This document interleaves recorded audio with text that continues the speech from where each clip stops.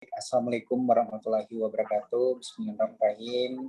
Yang terhormat, tentunya ada Pak Widiatmoko Janio selaku General Manager dan juga Country Head Janio Indonesia. Sehat selalu Pak. Dan yang kami hormati ada Pak Iqbal Sofyan selaku Konsul Perdagangan KJRI Hong Kong, dan ada Pak Indra Prahasta selaku Kepala ITPC Shanghai, ada Pak Arif Sulisyo selaku Kepala Bidang Perdagangan KJRI Taipei, dan juga ada Ibu Marina Novira Anggraini selaku Dasar Perdagangan KBRI Hong Kong. Dan tentunya juga saya mengucapkan selamat sore, salam sejahtera untuk Bapak Ibu pelaku UMKM yang mengikuti webinar IDN Store Indonesia pada sore hari ini. Senang sekali saya Afrianto Jabri tentunya dari Kompas TV selaku moderator kembali hadir menyapa Bapak Ibu sekalian di webinar IDN Store Indonesia yang memang tentunya dilaksanakan setiap hari Jumat pukul 14.30 waktu Indonesia Barat. Dan tentunya saat ini kita masih dalam masa pandemi COVID-19. Sangat besar harapan kami pastinya Bapak Ibu tetap menerapkan protokol kesehatan meskipun kita melangsungkan webinar secara virtual, dan juga semoga Bapak Ibu sekalian yang menjalankan ibadah puasa lancar-lancar saja dan ibadah puasanya diterima di sisi Allah Subhanahu wa taala. Amin ya rabbal alamin.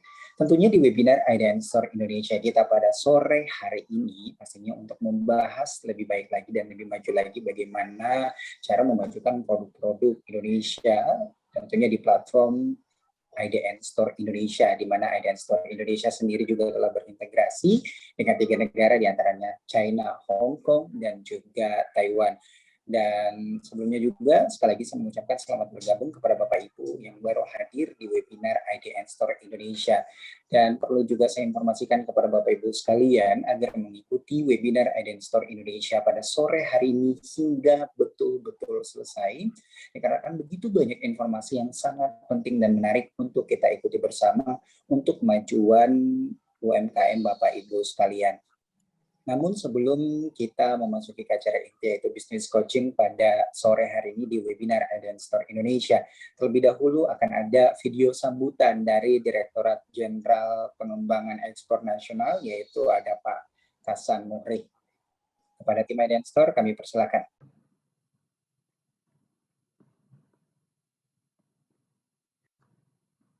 Assalamualaikum warahmatullahi wabarakatuh. Saya selaku Dirjen Pengembangan Ekspor Nasional Kementerian Perdagangan mengajak seluruh UMKM pelaku ekspor di Indonesia, baik itu UMKM yang menjadi binaan dari Kementerian Perdagangan maupun binaan dari kementerian lembaga termasuk dinas-dinas yang membidangi perdagangan dari seluruh Indonesia, asosiasi atau komunitas yang berorientasi ekspor, untuk memanfaatkan platform khusus ekspor secara digital yaitu IDN Store yang telah di launching secara resmi oleh Bapak Menteri Perdagangan Republik Indonesia pada bulan Januari 2021 yang lalu untuk menyasar pasar ekspor di Republik Rakyat Tiongkok, Taiwan, dan Hong Kong. Platform promosi ekspor digital ini juga akan kami lakukan dan kami perluas ke negara-negara lainnya. Platform ini kami buat untuk memfasilitasi seluruh UMKM yang berorientasi ekspor maupun yang akan melalui platform ini belajar melakukan ekspor. Platform ini dilengkapi dengan berbagai fitur seperti online live selling, QR code shopping, logistik, dan payment gateway lokal di negara tujuan ekspor. Untuk menjadi merchant di IDN Store itu gratis, tidak dipungut biaya sama sekali. Oleh karena itu, silakan mengikuti webinar tutorial cara berjualan secara online dan bisnis coaching menembus pasar global yang diadakan oleh Ditjen Pengembangan Ekspor Nasional Kementerian Perdagangan dan juga perwakilan perdagangan di RRT di Hong Kong maupun di Taipei bekerja sama dengan tim IDN Store setiap hari Jumat pukul 14.30 waktu Indonesia Barat. Saya catat sekali lagi, setiap hari Jumat pukul 14.30 waktu Indonesia Barat. Acara ini juga gratis dan tidak dipungut biaya apapun. Bersama promosi digital ekspor melalui IDN Store, kita gempur pasar global. Wassalamualaikum warahmatullahi wabarakatuh. Waalaikumsalam warahmatullahi wabarakatuh. Baik Bapak Ibu sekalian, itulah tadi sambutan dari Direktorat Jenderal Pengembangan Ekspor Nasional, yaitu ada Pak Hasan Muhri. Boleh beri aplaus walaupun secara memang beliau telah membuatkan video untuk sambutannya pada webinar IDN Store Indonesia pada sore hari ini untuk kita semua seperti itu. Dan tentunya seperti yang disampaikan oleh tadi Pak Hasan Muhri, bahwa platform IDN Store Indonesia ini adalah platform gratis tanpa dipungut biaya sepeser pun untuk membantu para Bapak Ibu pelaku UMKM di seluruh Indonesia untuk memajukan usahanya seperti itu. Baik, tadi kita telah mendengarkan secara seksama itu video sambutan dari Direktorat Jenderal Pengembangan Ekspor Nasional, ada Pak Hasan Muhri, dan selanjutnya kita langsung memasuki ke acara inti kita juga pada sore hari ini, ialah business coaching yang akan disampaikan langsung oleh Pak Widiatmoko Janio selaku General Manager dan Country Head Janio Indonesia, di mana dengan topik tips to street free export logistik. Kepada Pak Widi, saya berikan waktu untuk business coaching ini selama 20 hingga 25 menit. Waktu dan tempat kami persilakan, Pak. Baik, terima kasih Mas Afri. Assalamualaikum warahmatullahi wabarakatuh. Teman-teman semua, sebelumnya saya ingin terima kasih atas kesempatannya, dan sebelum saya memulai, izin saya untuk menyapa yang terhormat Pak Iqbal Sofyan ya, selaku Konsul Perdagangan KJRI Hong Kong. Kemudian ada juga Pak Indra Prahasta sebagai Kepala ITSPC Shanghai, juga Pak Arif Sulistyo sebagai Kepala Bidang Perdagangan KDI Taipei, dan juga Ibu Marina Nofrina Anggraini sebagai Atase Perdagangan KBRI Beijing, dan juga Bapak Ibu semua para pelaku UMKM yang berorientasi ekspor ya, bukan lain. Jadi dalam hal ini mungkin yang akan saya sampaikan adalah pengalaman saya yang bergelut di bidang logistik selama hampir 20 tahun lebih ya, dan sebagian besar memang menghandle barang-barang cross border ya. Jadi saya pernah itu 15 tahun di DHL Express ya, itu menghandle ekspor import. Saya juga pernah 3 tahun di Lazada ya, platform e-commerce, juga itu menghandle barang-barang itu domestik ya. Dan sebelumnya juga saya bekerja di salah satu joint venture Lipo dan Sumitomo Kirim Express sebelum saya join di Janio ya. Dan apa yang coba saya sampaikan di sini adalah apa ya, tips mendasar ya bagi teman-teman yang UMKM terutama yang ingin memasarkan produk di luar negeri dari sisi logistiknya ya. Jadi mungkin banyak momok gitu ya, bahwa pengiriman ekspor itu suatu hal yang mengerikan, suatu hal yang rumit. Itu tidak sama sekali apabila kita memperhatikan hal-hal tertentu yang memang akan mempermudah pergerakan barang Bapak Ibu ya. Mohon izinkan saya untuk share screen saya ya, Mas Apri. Oke, sebentar ya.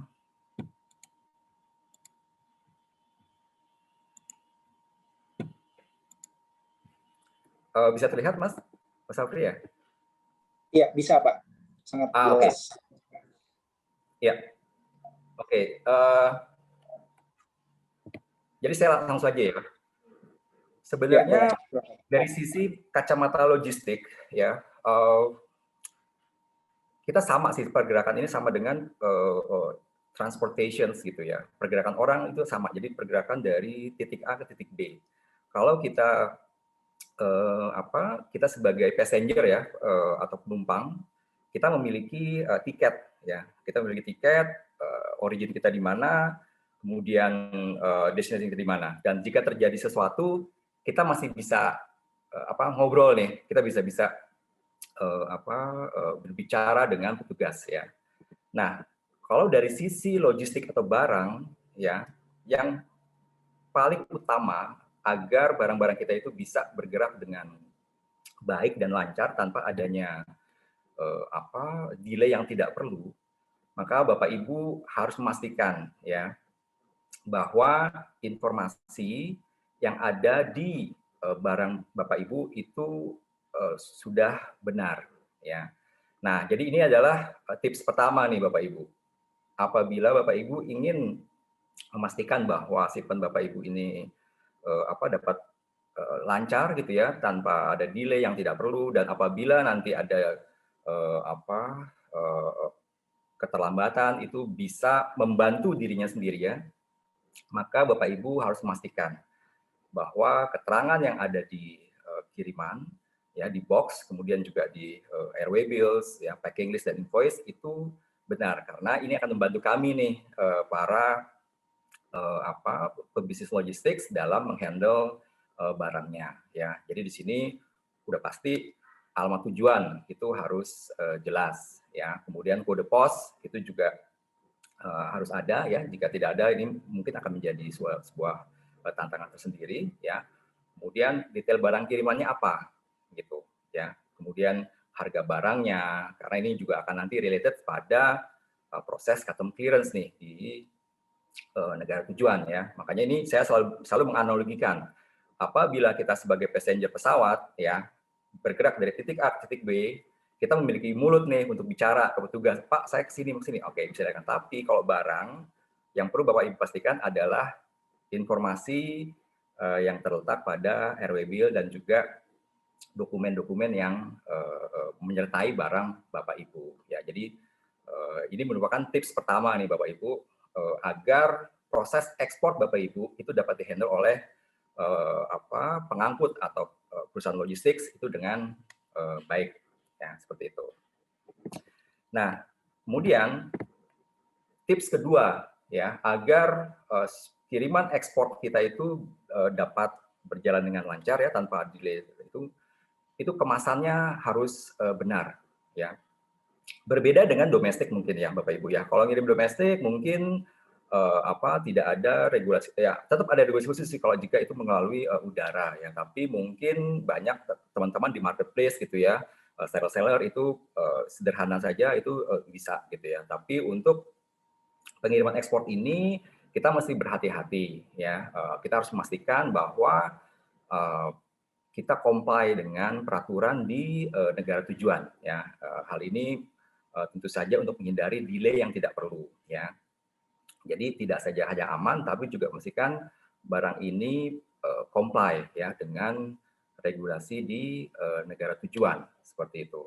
Nah ini sangat penting, dan kemasan barang yang benar ini juga akan berpengaruh kepada keamanan barang pastinya ya. Apalagi kalau misalkan musim hujan ya, atau barang ibu ini fragile ya. Nah, ini mesti dikemas secara benar ya. Karena biasanya kalau masih dalam tahap company ya, maksud saya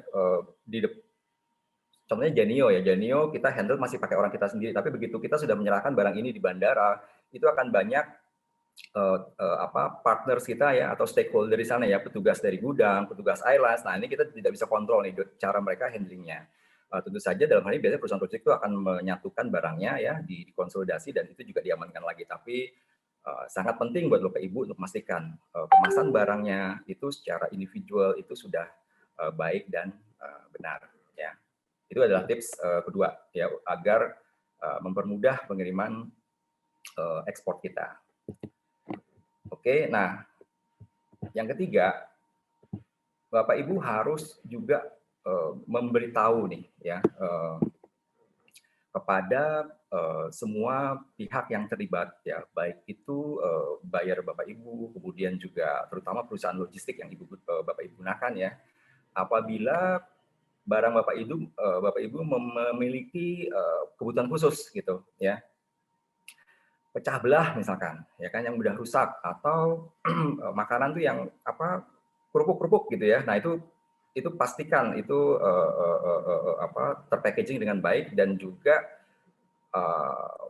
di notify apabila ini memang memerlukan perhatian khusus, sehingga perusahaan logistik itu akan memberikan perhatian khusus di sana, dan biasanya apabila memang dibutuhkan nanti bisa tuh disegregasi khusus gitu, ya, dipisahkan dari barang yang lain handle-nya, seperti itu, ya. Oke, dan yang keempat tentu saja ini dokumentasi, ya. Seperti yang tadi saya sebutkan, ini adalah tiketnya si barang nih, ya. Pastikan itu lengkap, karena at the end of the day barang ini tidak bisa ngomong sendiri. Nah, yang ngomong nih dokumennya gitu, ya. Dan yang paling penting adalah sebelum Bapak Ibu melakukan pengiriman, ya, pastikan dulu apa sih yang dibutuhkan di negara tujuan, ya.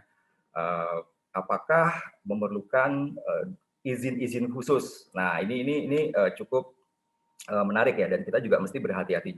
Jadi Bapak Ibu jangan sampai mengirim barang Bapak Ibu sebelum Bapak Ibu pasti dan mendapatkan konfirmasi bahwa barang Bapak Ibu ini dapat diterima atau dapat di clearance di negara tujuan, ya. Nanti setelah ini akan saya jelaskan. Di negara tujuan itu biasanya dia ada memiliki beberapa peraturan, ya. Misalkan ada B2C clearance, kami juga B2C clearance atau B2B clearance, ya. Yang memang lebih mudah lah untuk masuk, ya. Tapi secara general di sini, pada saat Bapak Ibu memiliki inquiry untuk mengirimkan barangnya ke luar negeri, dipastikan kepada penerimanya, dipastikan juga kepada perusahaan logistik yang Bapak Ibu gunakan, apakah dokumen-dokumen yang dibutuhkan, dan pastikan itu lengkap. Karena kalau tidak, nah ini nanti barangnya bisa tertahan, ya. Kemudian untuk balik lagi juga nanti ada cost-nya lagi, dan nanti mungkin bisa end up dengan barang ini di-destroy di negara tujuan. Nah, ini kita tidak ingin ini terjadi. Makanya first thing first, itu semua harus dipastikan semuanya lengkap, ya. Dan ya, ini tentu saja yang terakhir, tips sederhananya ini adalah cek regulasi di negara tujuan, ya. Again, ya. Jadi kalau misalkan bisnis Bapak Ibu ini adalah fashion misalkan, ya, Bapak Ibu harus benar-benar memahami regulasi di negara tujuan. Meskipun Bapak Ibu bisa menanyakan, ya, atau mendiskusikan hal ini kepada penerima Bapak Ibu di sana, ya, juga perusahaan logistik juga bisa ditanya, sehingga Bapak Ibu memiliki keyakinan bahwa pada saat Bapak Ibu menyerahkan barang ini ke pihak logistik, ya, nah itu semua regulasi yang dibutuhkan, semua dokumentasi itu sudah lengkap semua, ya. Mungkin itu adalah tips, ya, 5 tips mendasar yang sangat penting menurut saya, yang harus Bapak Ibu perhatikan pada saat Bapak Ibu ingin melakukan pengiriman ekspor, ya. Dan ini sebenarnya sangat sederhana, ya, dan hampir sama dengan pengiriman domestik sebenarnya, tapi bedanya melibatkan custom clearance di sini, ya. Tentu saja juga jaraknya lebih jauh, sehingga dokumentasi, peraturan, dan kemudian packagingnya juga harus lebih baik dibandingkan yang domestic shipment. Ya. Oke. Nah, bicara dengan packaging. Jadi saya ajak Bapak Ibu untuk melihat dari kacamata logistik, ya. Jadi barang Bapak Ibu itu begitu kita terima, itu akan dikonsolidasikan atau digabung dengan barang yang lainnya, ya. Nah, di sini memang kami mengharuskan nih tim kami untuk menumpuknya itu dengan baik, terus packagingnya juga dengan aman, kita wrapping lagi dengan plastik, gitu kan. Sehingga untuk memastikan bahwa barang itu tidak basah, tidak rusak, seperti itu. Tapi dalam hal ini kita, ya, Bapak Ibu juga harus aware bahwa perjalanan yang jauh dan handling yang dari perusahaan satu, perusahaan dua gitu, ya, airlines, pergudangan, regulated agent, customs, itu pergerakan itu kadangkala akan membuat barang ini yang memiliki tekanan-tekanan atau kondisi yang bisa membuat barang ini rusak, ya. Nah, di sini Bapak Ibu perlu memastikan bahwa packaging yang Bapak Ibu berikan itu sesuai dengan barang yang Bapak Ibu kirimkan. Ya, ini saya kasih di sini beberapa tipe kemasan ya yang dapat Bapak Ibu pakai ya, dan ini biasanya bisa dikonsultasikan ya. Bapak Ibu juga harus pasti barangnya ini aman, karena kondisi barang pada saat diterima itu merupakan hal penting Bu bagi customer kita di luar negeri yang pas terima, karena mungkin barangnya bagus tapi kalau itu remek gitu ya, wah itu juga akan menambah mungkin kecewa gitu ya. Nah ini kita harus memastikan bahwa kondisi shipment pada saat barang itu diterima itu dalam kondisi yang bagus gitu ya. Nah ini juga penting ya, banyak kondisi di mana kita menerima box itu koplok gitu ya bahasa Jawanya atau bahasanya.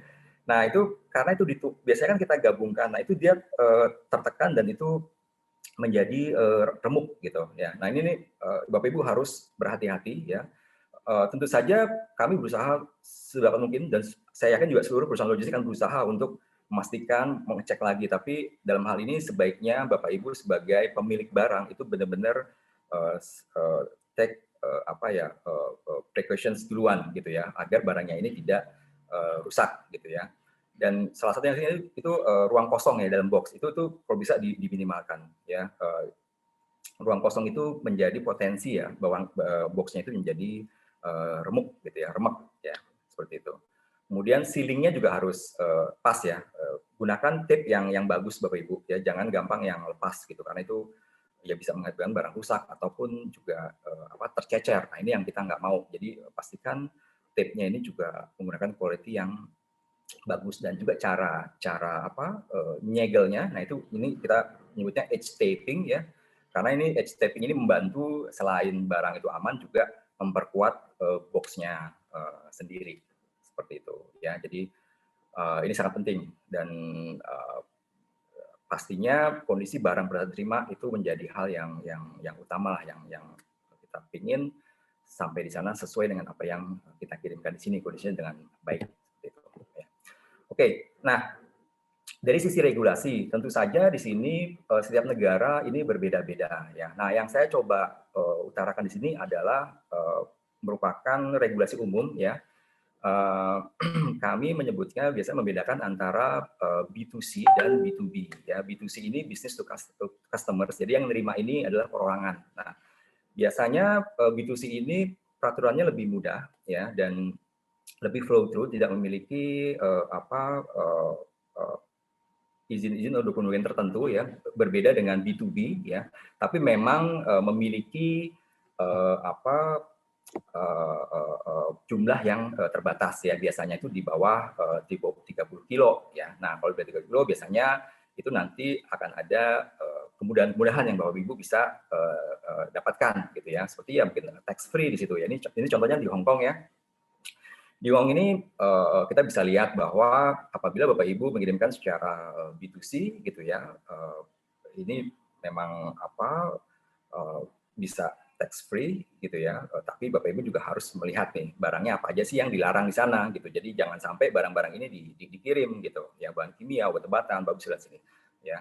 Nah inilah yang dibatasi di sini, belum tentu tidak bisa, tapi dengan catatan-catatan. Nah ini Bapak Ibu harus mengerti ya, apa sih batasannya dan apa yang dilarang, itu kita harus ngerti banget sebelum barang ini kita serahkan kepada pihak logistik atau kita mengirimkannya ya.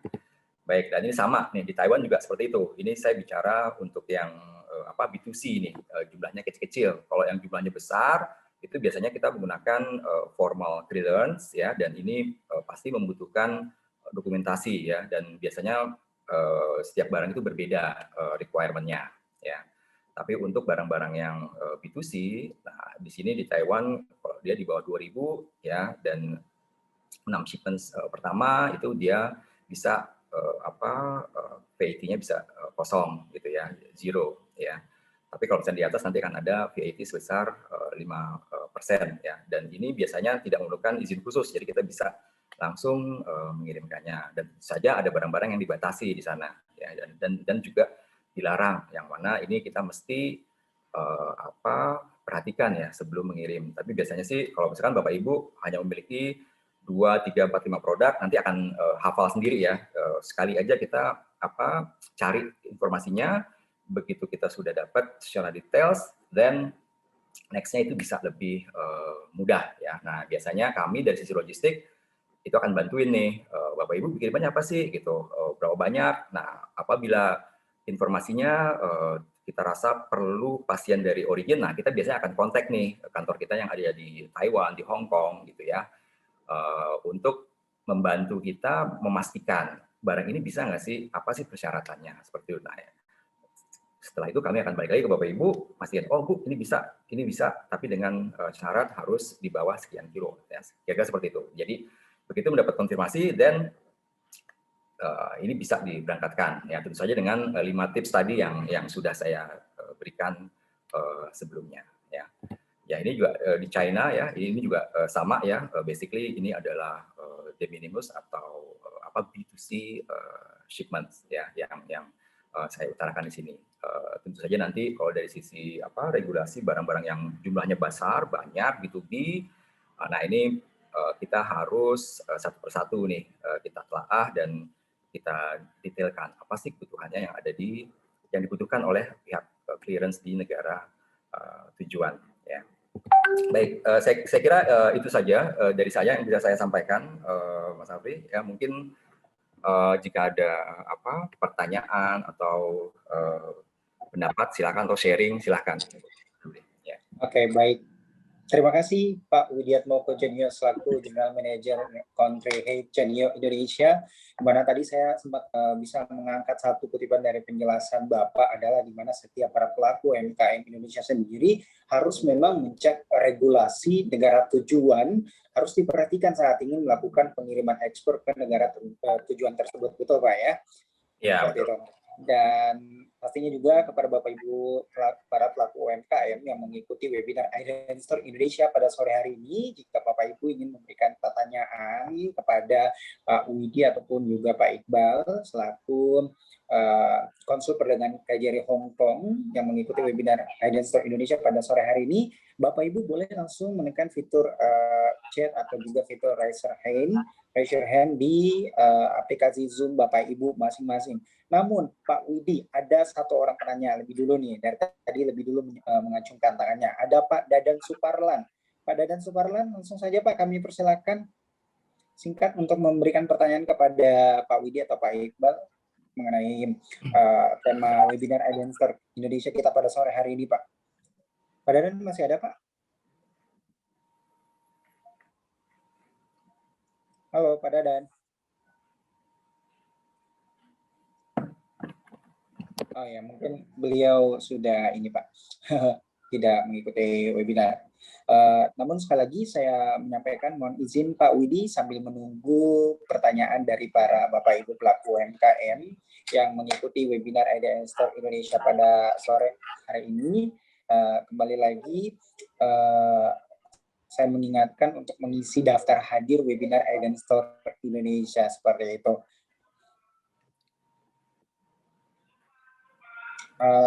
Pak Widi, ada satu pertanyaan ini Pak, dari fitur chat Pak ya, saya bacakan Pak ya, dari Hasul Arentim.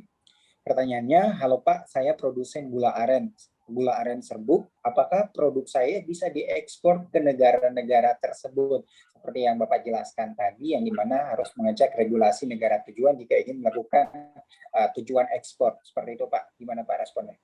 Ya, jadi makasih ya Pak Hasrul ya. Jadi kalau kami dari sisi logistik ya Pak ya, selama barang itu ini kalau saya lihatnya ini sebagai general cargo ya Pak Hasrul. Jadi dari sisi logistik ini sesuatu hal yang bisa dikirim ya Pak ya. Itu dari sisi logistiknya ya. Dan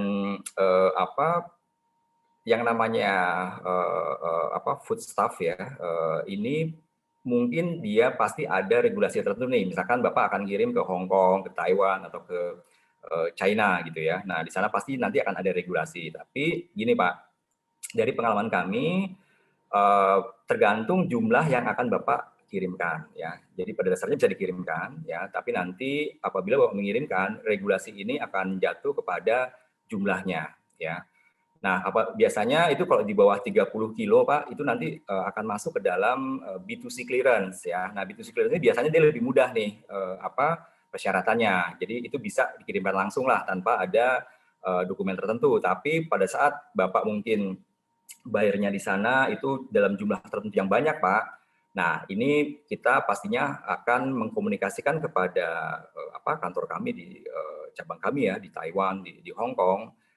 Itu kebutuhannya apa aja ya, kebutuhannya apa aja. Nah, nanti Bapak juga bisa tanya juga Pak ke penerimanya di sana gitu. Jadi nanti informasinya kita matchingin ya sampai Bapak tahu persis nih. Oh, oke, kalau saya ngirim gula aren serbuk ini hanya sampel gitu ya, atau saya jual secara C2C gitu ya, B2C di bawah 30 ini langsung aja gitu, nggak apa-apa karena itu clearance-nya lebih mudah di sana. Tapi kalau nanti buyer saya ini sudah mesan dalam jumlah yang banyak gitu ya, misalkan 1 ton misalkan. Nah, ini beda lagi nih Pak. Ini kita perlu berkomunikasi ya dengan pihak di destination ya untuk memastikan bahwa barang ini nanti bisa keluar. Nah, untuk bisa keluar clearance ini apa aja sih yang dibutuhkan? Nah, itulah yang kita akan tanyakan ke mereka dan sampaikan ke Bapak, sehingga yang terpenting adalah dokumennya semua siap sebelum barang itu dikirimkan, gitu Pak Astul. Mungkin seperti itu Mas Afri. Ya, mudah-mudahan bisa. Oke, baik Pak Widi. Nah, tapi ada satu pertanyaan lagi nih Pak, tambahan dari Pak Muhammad Ansari. Saya bacakan dari fitur chat. Pertanyaannya ialah, Pak Widi, bagaimana kalau komunitas perikanan? Bagaimana regulasinya Pak? Seperti itu. Ya, regulasi untuk komunitas perikanan. Baik. Ya, nah jadi perikanan ini cukup spesifik ya Pak. Ya, artinya ini live animal ya. Nah, pertama kita lihat dari sisi handling logistiknya dulu nih, pengirimannya. Pengirimannya ini berbeda dengan general cargo ya, general cargo. Kalau general cargo itu basically mudah ya dan requirement-nya juga lebih simpel. Nah, untuk live animal atau ikan ya Pak ya, itu memerlukan perlakuan khusus lah. Nah, ini nanti juga barangnya pasti itu dipisah, harganya pun juga nanti bisnisnya berbeda Pak. Nah, itu pertama, itu dari sisi handlingnya dari sisi kita nih di Origin Indonesia ya, itu bisa dikirim ya, tapi dengan handling khusus. Tapi mesti diingat regulasi di negara tujuan. Nah, regulasi di negara tujuan ini berbeda-beda Pak ya, dan biasanya itu ada karantina ya, ada mungkin hal-hal seperti ini. Saya sendiri tidak hafal satu persatu Pak ya, setiap negara itu enggak, tapi yang bisa kita lakukan adalah biasanya kita meminta details dari pengirimannya Bapak ya. Nah, details inilah nanti yang akan kita komunikasikan ke destinations untuk meminta informasi sedetail mungkin apa yang dibutuhkan di sana gitu Pak. Nah, begitu kita menerima, Bapak bisa lihat di situ kebutuhan-kebutuhannya. Dan pastinya Pak, apabila ini suatu hal yang Bapak bisa penuhi, then is a go Pak, itu bisa dikirimkan. Tapi kalau mungkin ada dokumentasi yang belum bisa, nah Bapak harus urus dulu tuh Pak. Ya, biasanya seperti itu. Jadi jangan sampai Bapak kirimkan sebelum Bapak mendapatkan konfirmasi apa aja sih kebutuhan di destination ya. Ini yang penting Pak. Dan mohon maaf, saya mungkin tidak hafal ya Pak, seperti kebutuhannya misalnya di Hong Kong, di China seperti apa, tapi ini bisa ditanyakan ya, dan pastikan kita bertanya dulu dan pastikan dulu bahwa ini bisa dikirimkan baru kita kirim. Tapi kalau dari sisi origin ya, kita di Indonesia dan juga airlines, ini something yang bisa terkirim seperti itu. Mungkin itu Mas Afri sementara. Ya. Oke, baik Pak Widi, terima kasih banyak, luar biasa sekali ya Pak jawaban-jawaban yang telah Pak Widi berikan atas pertanyaan-pertanyaan yang telah diberikan oleh para peserta UMKM pada sore hari ini. Namun sekali lagi saya mengingatkan kembali kepada Bapak Ibu para pelaku UMKM yang mengikuti webinar Idean Store Indonesia Bapak Ibu tidak perlu takut atau khawatir untuk mengikuti webinar Idenstor Indonesia pada sore hari ini. Jika Bapak Ibu ingin memberikan pertanyaan langsung saja boleh raise your hand di fitur Zoom masing-masing Bapak Ibu sekalian, atau juga boleh mengetik di fitur chat di aplikasi Zoom Bapak Ibu sekalian. Namun sedikit Pak, sambil menunggu pertanyaan dari Bapak Ibu para pelaku UMKM yang lainnya, kita masih punya waktu untuk di sesi tanya jawab ini. Tadi Bapak sempat mengungkit masalah regulasi negara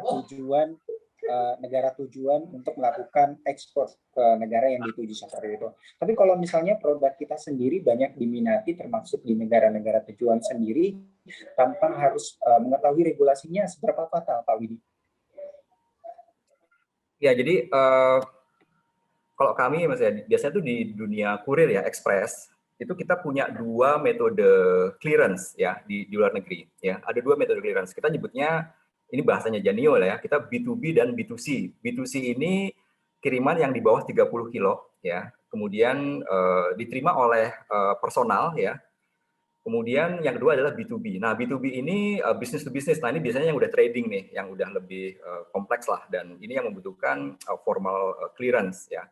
Jadi pada saat mungkin kita baru memulai, atau mungkin ID in-store lah ya. ID in-store kan mungkin yang dibeli oleh customer di luar negeri mungkin sedikit dulu sampling gitu ya. Nah, itu kita bisa menggunakan B2C mode clearance ya. Nah, selama barang itu bukan barang terlarang ya, itu merupakan general cargo. Kita nyebut general cargo lah ya. Even makanan pun juga nggak ada masalah gitu dengan jumlah tertentu gitu ya. Sepanjang makanan ini dry food seperti itu biasanya itu itu something yang bisa flow through ya, karena memang ini merupakan dianggap sebagai barang-barang personal untuk konsumsi pribadi gitu ya. Jadi ini adalah sebuah potensi atau celah gitu ya yang dapat kita gunakan untuk memastikan bahwa barang kita itu dapat terkirim dengan mudah gitu. Kecuali kalau nanti memang barangnya sudah banyak gitu ya. Nah, ini beda lagi, tapi kalau jumlahnya udah banyak ini pasti Bapak Ibu juga cenderung untuk bisa menuhin nih apa sih kebutuhannya gitu Mas Afri. Dan buat Bapak jangan khawatir, sepanjang barang itu, tadi kan saya ada slide kan barang terlarang, sepanjang barang itu tidak terlarang, misalkan itu barang dangerous good gitu ya, aerosol, nah itu kita mesti hati-hati gitu. Itu mungkin nggak bisa ya, tapi kalau barangnya baju, makanan gitu ya, handicraft, kopi, ya kopi mungkin ada sedikit ini, tapi general cargo lah itu something yang di bawah 30 kilo, nah biasanya bisa lebih mudah masuknya gitu Mas Afri.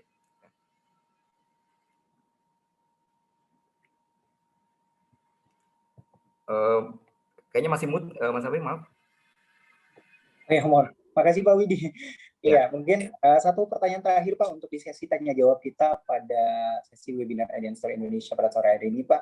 Nah, ini saya bacakan Pak ya di fitur chat. Pertanyaannya itu, mohon informasinya dari Pak Widi atau tim Idenstor Indonesia tentang undang-undang atau PP terkait kemudahan ekspor produk UMKM dari Indonesia ke luar negeri seperti itu.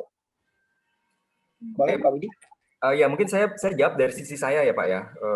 Boleh, silakan Pak. Lebih dari sisi logistik dan dari sisi sudut pandang saya sebagai di dunia logistik lah ya. Ya, ekspor ini Pak, ini sesuatu hal yang momentumnya sangat bagus sekali saya lihat saat ini ya. Terutama apabila mungkin beberapa bulan yang lalu Presiden kita Pak Jokowi itu agak keras kan statementnya kepada produk import ya, karena ini related sama predatory pricing yang dilakukan oleh beberapa pemain-pemain ya terutama di e-commerce ya. Dan ya saya pribadi mungkin ya kami juga melakukan import, kita melakukan import, tapi ekspor ini something yang different lah, yang berbeda. Jadi dari sisi pemerintah ini sangat mendukung sekali ya. Kemarin pun kami juga ada kesempatan untuk berbicara dengan Alsace di Philippines ya, dengan salah satu platform, itu sangat mendukung sekali. Dan saya juga yakin di sini Pak Iqbal dan teman-teman juga pasti sangat mendukung ya dari sisi dukungan buat UMKM untuk ekspor. Dan kami juga dalam hal ini ekspor ini secara nasionalis ini something yang ini Janio pribadi secara company kita juga lagi push forward ya. Jadi mungkin itu yang bisa saya sampaikan. Artinya pemerintah saat ini sangat mendukung ekspor, itu yang saya lihat dan saya rasakan. Dan dari sisi company kami sendiri Q1 ini 2021 onward kita juga sedang push forward dari sisi ekspor, dan ekspor kita itu saat ini month on month itu kita double digit, Mas Afri, perkembangannya ya. Jadi setiap bulan kita selalu double digit dan ini sangat menggembirakan. Jadi ini juga kabar baik juga buat teman-teman UMKM ya. Kenapa? Karena pada saat volume ekspor itu meningkat, ya, yang terpenting adalah biaya logistiknya itu jadi kecil, ya. Karena logistik ini tergantung dengan volume, ya. Kalau Bapak Ibu istilahnya banyak melakukan ekspor, kami di bidang logistik terbantu karena volume kami akan semakin tinggi, ya. Biaya kami juga akan semakin rendah sehingga kami bisa memberikan harga yang lebih baik ke Bapak Ibu seperti itu. Dan ini saya rasa pemerintah sangat sekali. Saya rasa itu Mas Afri dari sisi saya. Ya. Oke, baik Pak. Terima kasih. Mungkin ada tambahan Pak dari Pak Iqbal? Ya, saya mau menambahkan sedikit aja, Ibu Bapak yang budiman. Ya.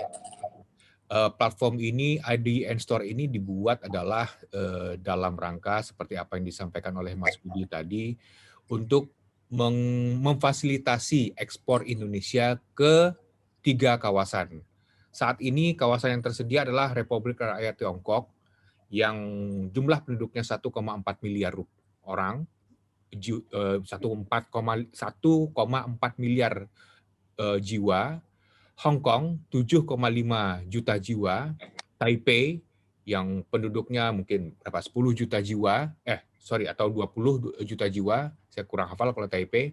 Nah, saat ini baru ketiga daerah ini. Ke depan Kementerian Perdagangan itu akan merambah lagi ke daerah-daerah di mana ada perwakilan perdagangan, dalam artian ada atase perdagangannya.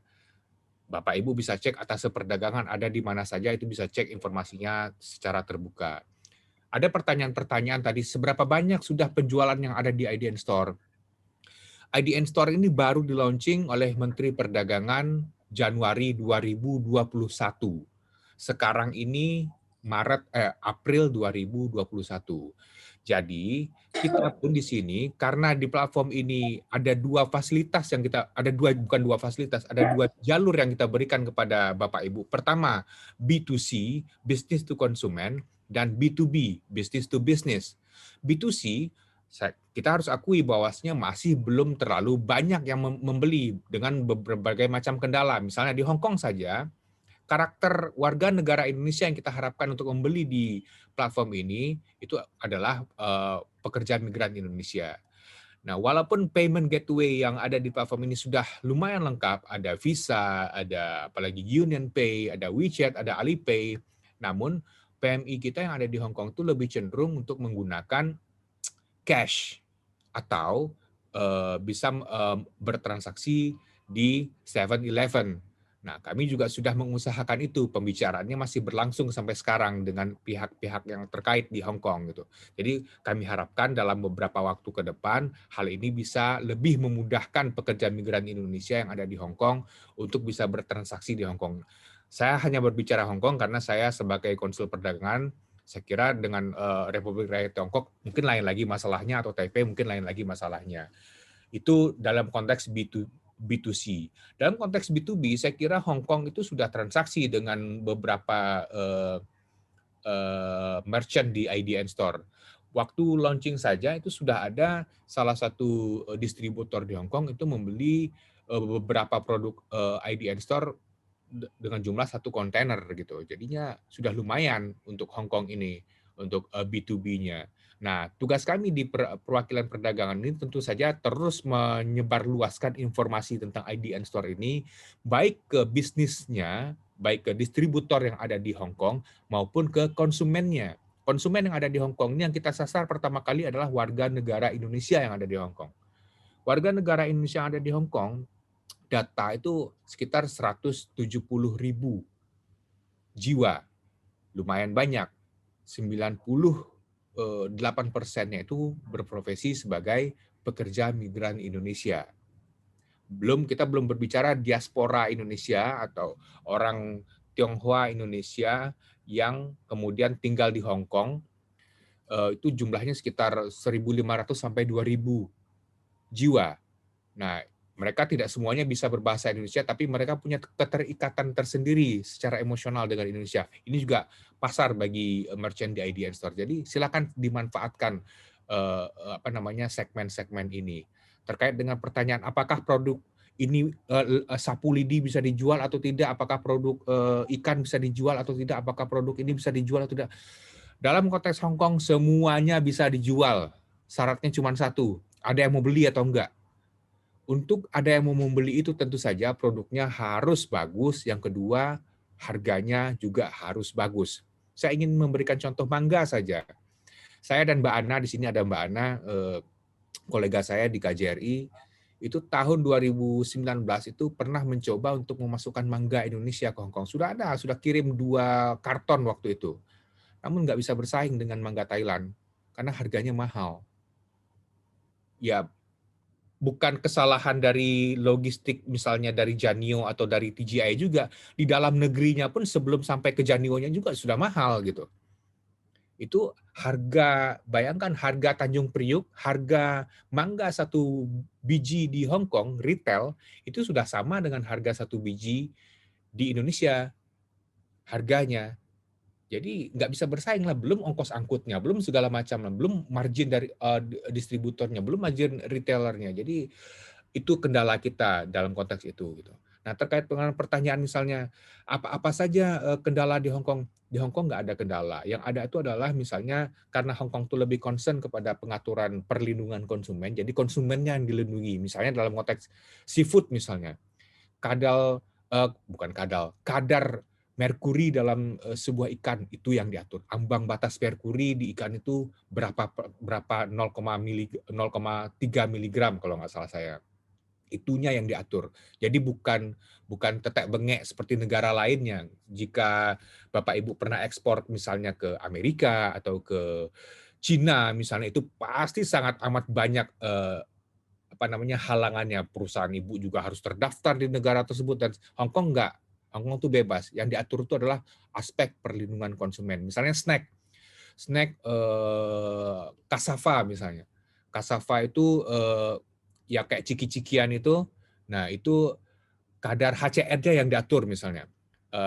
Ada ambang batasnya, misalnya dalam per gram itu maksimal, dalam per kilogram itu maksimal 10 miligram HCN yang terkandung di dalam sebuah snack itu. Nah, itu yang diaturnya. Jadi bukan aturan-aturan penghambat lainnya, tapi aturan yang lebih kepada perlindungan konsumen. Mereka nggak mau masyarakat Hong Kong ini sakit dengan memakan makanan yang diimpor dari luar negeri. Ingat, makanan di Hong Kong itu 99% impor. Karena Hong Kong tidak bisa menghasilkan apapun. Jadi mereka sangat care dengan perlindungan konsumennya. Nah, oleh karena itulah, kalau misalnya merchant di IDN Store ini kebanyakan itu makanan dan minuman, kita nggak usah head to head dengan Jepang, karena Hong Kong itu sangat Jepang oriented dalam hal apapun, apalagi dalam hal makanan. Kita head to head sama Thailand aja dulu. Itu aja dulu. Nah, Thailand punya keunggulan di Hong Kong ini. Produk mereka lebih murah. Mengapa produk mereka lebih murah? Karena mereka punya kedekatan geografis. Vietnam juga begitu. Nah, bagaimana caranya produk-produk di Indonesia itu bisa lebih murah? Karena dari segi kualitas, lagi-lagi kita nggak kalah. Mungkin saya bisa adu lah. Kita mungkin lebih baik dari Thailand.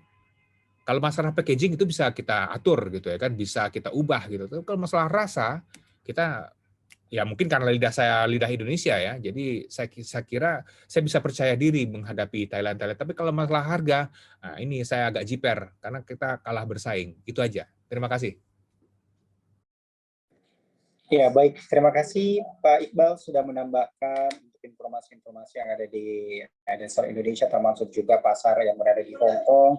Dan saya juga mengucapkan terima kasih banyak kepada Pak Widiat Moko yang telah memberikan business coaching pada hari ini di webinar IDN Store Indonesia dan memberikan informasi yang sangat bermanfaat pastinya untuk Bapak Ibu para pelaku UMKM yang mengikuti webinar IDN Store Indonesia pada sore hari ini. Sebenarnya saya mengucapkan terima kasih. Namun untuk sesi business coaching dan juga Q&A atau tanya jawab kita pada pada webinar IDN Store Indonesia di sore hari ini telah berakhir. Kita akan melanjutkan di agenda berikutnya. Sekali lagi saya mengucapkan terima kasih kepada Pak Widiatmoko selaku GM dan Country Head Genio Indonesia. Terima kasih Pak, sehat selalu telah memberikan Mas Abri, sedikit Mas Abri. Boleh Pak. Ini Asnina dari Aroma Sukses nih nampaknya masih memberikan ide agar IDN Store untuk menanggung diskon. Jadi begini Ibu atau Bapak dari Asnina, IDN Store ini platform yang diinisiasi oleh pemerintah. Oleh karena itu, kami tidak men-charge Bapak Ibu. Manakala Bapak Ibu misalnya bergabung dalam sebuah platform, apakah Lazada, pasti Ibu akan dikenakan biaya. Di sini sama sekali nggak ada biaya. Jadinya kami juga anggarannya pakai APBN untuk memberikan diskon tuh. Kalau misalnya saya berikan diskon, saya keluarkan dari APBN untuk memberikan diskon kepada pelaku usaha. Nah, mungkin saya yang disasar oleh KPK gitu. Ini dasarnya apa dan segala macam gitu ya kan. Kecuali kita sudah sepakati, kita sudah ubah undang-undangnya bisa memberikan diskon kepada UKM melalui platform elektronik misalnya. Itu kan harus ada aturannya. Karena birokrasi kan agak ribet nih. Jadi Bapak atau Ibu Asnina, bukannya IDN Store tidak mau memberikan diskon, sampai sekarang IDN Store itu belum mampu memberikan diskon karena memang kendala regulasi. Jadi kami bahkan bersyukur ada platform-platform logistik yang mau bergabung di sini dan payment gateway yang kami harapkan mereka bisa memberikan stimulasi-stimulasi kepada merchant-merchant yang bergabung di IDN Store ini. Terima kasih. Tapi Pak Iqbal mohon izin Pak, beliau sedikit mengomentari juga, ini saya bacakan Pak ya, mohon izin, ya. Saya tidak meminta IDN Store menanggung diskon Pak, cuman memberitahu yang dilakukan oleh platform lain, jadi harus mencari cara lain. Tanggapannya seperti apa Pak? Ya, cara lain kami akan pasti selalu cari, karena kalau kita berhenti mencari cara, kita tidak berkembang. Jadi tenang Bapak atau Ibu Asnina, cara-cara lain itu yang tujuannya adalah bagaimana caranya agar produk-produk Indonesia itu bisa lebih murah dalam rumah IDN Store ini tetap kita lakukan. Masalah ketemunya sekarang, minggu depan, atau bulan depan, itu masalah nanti. Tapi usahanya apakah dilakukan atau tidak? Ya. Karena kalau saya misalnya dan Beijing atau Taipei sudah berhenti memikirkan bagaimana caranya untuk memudahkan merchant-merchant ini agar barangnya lebih murah, ya saya nggak bekerja artinya gitu. Tenang Bapak Ibu Asnina, kami perwakilan perdagangan pasti masih memikirkan dan concern dengan hal tersebut. Begitu Pak. Oke baik, terima kasih banyak sekali lagi Pak Iqbal Sofyan selaku Konsul Perdagangan KJRI Hong Kong yang telah memberikan jawaban atau informasi yang sangat luar biasa pastinya mengenai juga tentang kemajuan IDN Store Indonesia. Dan sekali lagi saya mengucapkan terima kasih kepada Pak Widiatmoko selaku General Manager Country Head Genio Indonesia. Sehat selalu Bapak, semoga selalu dalam lindungan Allah. Dan pastinya Bapak Ibu sekalian selamat menjalankan ibadah puasa.